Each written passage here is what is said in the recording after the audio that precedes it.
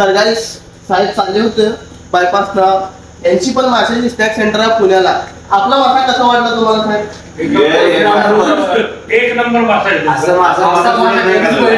फ्रायचा जो प्रकार आहे, खोबरा टाकून फ्राय करतात, खतरनाक अप्रतिम आहे. एक नंबर या मासा बघा, मासा एक नंबर क्वालिटी, एक नंबर क्वांटिटी.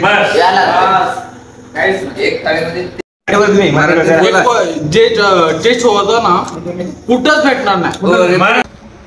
एम्पायर येरमाळा मच्छी ही उमरगा ते नळदुर्ग मार्गावर एक असं जबरदस्त मच्छी सेंटर आहे, जिथे तुम्हाला अप्रतिम सुंदर आणि इतकी चांगल्या क्वालिटीची फ्रेश मच्छी तुम्हाला इथे मिळेल.